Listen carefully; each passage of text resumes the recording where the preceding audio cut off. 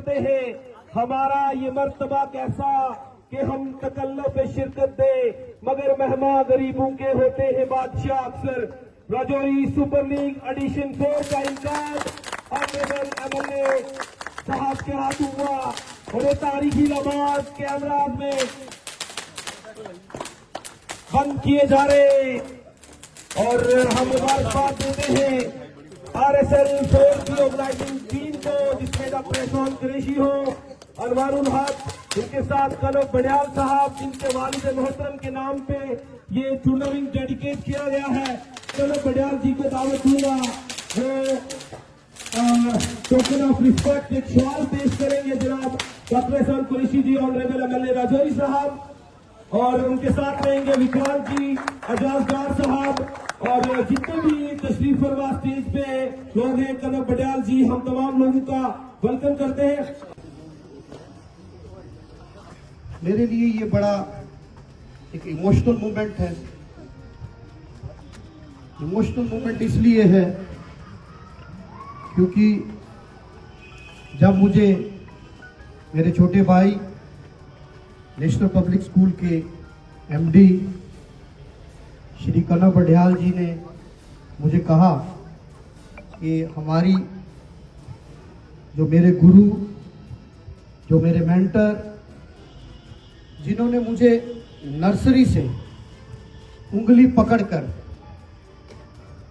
मुझे ग्रूम करने का काम किया, मुझे इस लायक बनाया कि मैं आज आप लोगों के सामने बतौर एमएलए खड़ा हूं। इसका श्रेय अगर मुझे इस छोटे से पौधे को दरख्त बनाने का काम किया तो लेट श्री ए के बड़ियाल साहब ने किया। मैं उनको अपने दिल से श्रद्धांजलि देना चाहता हूं।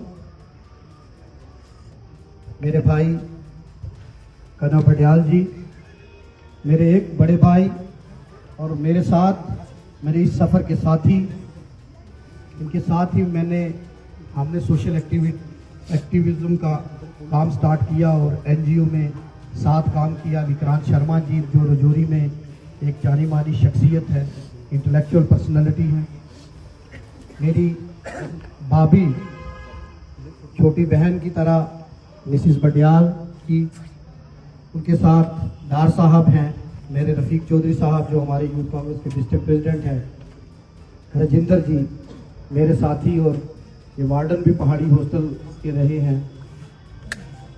जितने भी तमाम यहाँ ऑर्गेनाइजर्स हैं, सबसे पहले मैं मुबारकबाद पेश करना चाहता हूँ। मेरी कल असेंबली सेशन है, मेरा सुबह 10 बजे असेंबली लगनी है, लेकिन जब मुझे कनब जी ने बोला कि मेरे गुरु, मेरे मेंटर बड़ियाल साहब के नाम पर सुपर लीग टूर्नामेंट स्टार्ट होने जा रहा है और आपको इसको इनॉग्रेट करना है, मैंने इनसे ये कहा मैंने श्रीनगर जाना है, लेकिन मन मेरा ये था कि इस इवेंट में मैं ज़रूर आऊँ। टाइम तो मैंने इनको 3 बजे का दिया, लेकिन मैं खुद ही लेट करते करते 5 साढ़े 5 तक मैंने लेट किया ताकि इस इवेंट को रूटीन मैटर में चले। इन्होंने कहा कोई बात नहीं, अगर आप करेंगे तो हम प्रोग्राम को प्रीपोन करके जल्दी कर लेंगे, आप आना और आप अपना इनॉग्रेट करके आप निकल जाना, फिर हमारा इवेंट चलता रहेगा। लेकिन मैंने समझा कि अगर इतना बड़ा इवेंट है और उसको डिस्टर्ब करना अच्छी बात नहीं, तो मैंने कोशिश की। अभी यहाँ से मुझे निकलकर श्रीनगर जाना है और फिर सुबह असेंबली अटेंड करनी है। मैं आपसे एक बात कहूँगा, क्योंकि यहाँ मेरे स्पोर्ट्समैन भी हैं, प्यारे बच्चे भी हैं, अगर मुझे बड़ियाल साहब ने एजुकेशन ना दी होती, मुझे आज भी याद है उनकी वो बातें जब हम छोटे होते थे और वो हमें कुछ बातें समझाते थे, कहीं डांट डपट भी होती थी। इसी स्टेडियम की एक बार बात है, यहाँ 15 अगस्त की परेड होती थी और 15 अगस्त में हम उस परेड में तो नहीं थे, क्योंकि उस बार उन्होंने रूल निकाला था कि 9th 10th के बच्चे परेड में पार्टिसिपेट नहीं करेंगे। लेकिन हम थोड़े शरारती होते थे तो हम छुप के आ गए और मुझे अभी भी याद है कि बडियाल सर ने वहां से एंटर किया और सबने इधर से छलांग लगाई और भाग गए। तो मैं वहीं खड़ा रहा। तो उन्होंने कहा आप कैसे आगे? मैंने कहा मैंने अपने टीचर को लगा दिया। मैंने कहा शमशेर साहब ने मुझे बुलाया। तो शमशेर सर हमारे फिजिकल टीचर थे, तो उन्होंने भी मुझे थोड़ा सा प्रोटेक्ट किया। और बडियाल साहब की शख्सियत वो शख्सियत थी जिन्होंने मुझ जैसे ना जाने कितने अनगिनत लोगों को डिफरेंट फील्ड में उनको ब्रशअप किया, उनको ग्रूम किया, और आज वो अपने मकाम में अपने समाज में एक अहम रोल निभा रही है।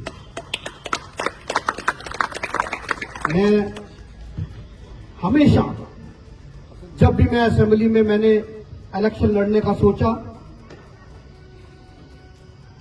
तो मैं सीधा एक दिन मैंने कनव जी को फोन किया। मैंने कहा मैंने आपके पास आना है, लेकिन मेरी एक रिक्वेस्ट है कि उसमें बडियाल साहब के 3 बेटियां और आप तीनों होने चाहिए, 4। तो इन्होंने भी सोचा पता नहीं क्या मामला है, भैया ने कभी बोला नहीं और आज ये कह रहे हैं वो 4 होने चाहिए। मैं आया तो मैंने कहा मैंने इस बार असेंबली इलेक्शन लड़ना है और मैं चाहता हूं कि मैं उस शख्सियत को श्रद्धांजलि देकर मैं ये काम स्टार्ट करूं जिसने हमें बचपन से हाथ पकड़कर एक दिशा देने का काम किया और हमने उसी तरह श्रद्धांजलि दी। मुझे आज भी याद है कि उनके ऑफिस में जाकर हमने फूलों से श्रद्धांजलि दी और वहां से मेरी मुहिम का स्टार्ट हुआ और आज मैं बतौर एमएलए आपके बीच में यहां खड़ा हूं।